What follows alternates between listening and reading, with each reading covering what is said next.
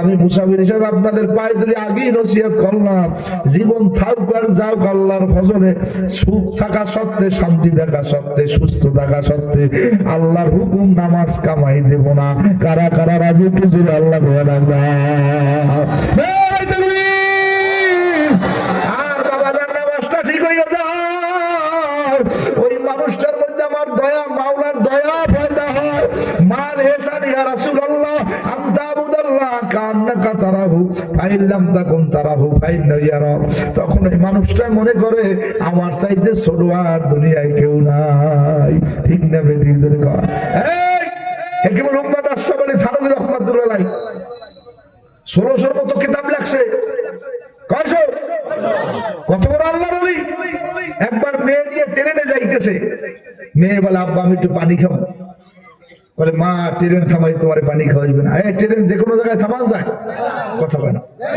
Train থামাই স্টপিস, আগে বাস পালাই সিগন্যাল দেয়, গাড়িগুলো যে বন্ধ থাকে, বাতি জ্বলে, সিগন্যাল জ্বলে, হঠাৎ করে ট্রেন থামিয়ে গেছে। হুজুরে ডাক দিয়ে খাদেমের কয়, খাদেম দেখ কল টল আসেনি, মাইয়ে পানি খাইবে। গেটের দূরত্বে যাইতে রাস্তাগুলো একটা কল বসলে সরকারি পানি খাওয়াই একদম ভর্তি উঠে গিয়েছে এই দেশে। এদিকে ট্রেনের যারা স্টাফ ব্যস্ত, সবাই কি হয়েছে, হঠাৎ ট্রেন বন্ধ হয়ে গেল। আমি কিছুদিন আগে মাহফিলে গেছিলাম, নীলফামারী শহীদপুর ট্রেনে গেছি, 14 ঘন্টা লাগছে ট্রেনে।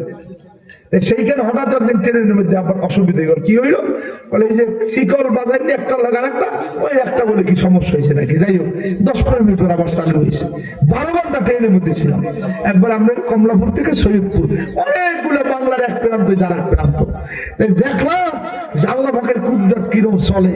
তা হুজুরে বললেন যে এখন তোমরা ওঠো, পানি খাওয়া শেষ।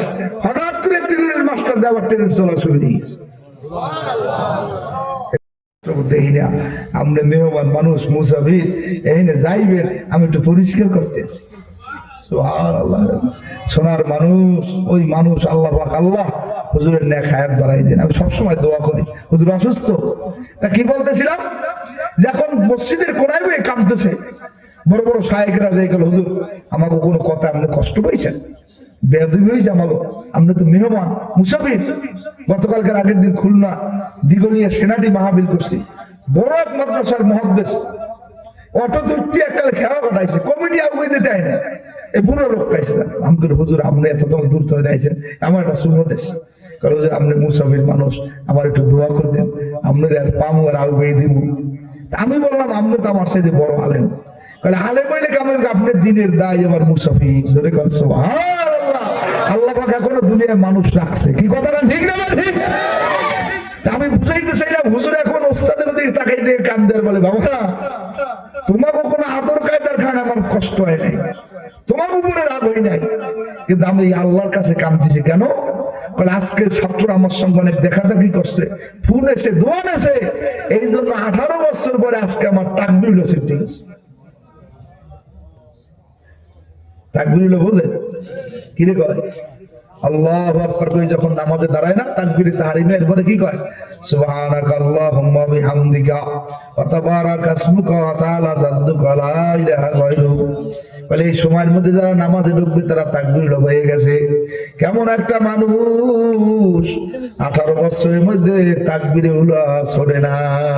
ও মুসল্লি, এখনো ফজরের নামাজটা যায়, শয়তানে ভাইছে। ও মুসল্লি, জোহর বড়, আসর বড়, মাগরিব বড়, এশা বড়, মুসল্লি ফজর পড়তে পারো না। কোন হাদিসের মধ্যে জোহরের সুন্নতের ঘোষণা নাই, আসরের সুন্নতের ঘোষণা নাই, মাগরিবের সুন্নতের ফজিলত তেমন বয়ান নাই। কিন্তু বাবা কেমন সুন্দর আল্লাহর হাবিব বলে, ফজরের নামাজের 2 রাকাত সুন্নাত যদি এক পাল্লায় দেয়, আর সারা দুনিয়ার আসমান জমিন গাছ মাছ তরুলতা যদি এক পাল্লায় দেয়, এই সুন্নাত 2 রাকাতের পাল্লা ভারী হয়ে যাবে। এই জন্য সারা দুনিয়ার সব মানুষে জানে ফজরের নামাজের সুন্নাত আগে না পড়লে ফরজ ফরজ যায় না। যদিও পরে একটা পেঁচ বেজে গেছে, আমাকে হানাফি মাযহাবে বলে তাহলে সূর্য উদয়ের 23 মিনিট পর পড়া লাগবে। ওরে পাগল, এই সুন্দর গুরুত্বপূর্ণ নামাজ পড়তে পারো না, আসলে মনে হয় তোমার উপর আমার মাওলার দয়া নাই। সেদিন এক বুজুর্গ বয়ান করছে, যেই ব্যক্তি সকালে ফজর নামাজ পড়তে পারে না, তার জন্য কি জানি বড় একটা গুনাহ তার মাথায় চাপ দিয়া আল্লাহ বেজার হয়ে তার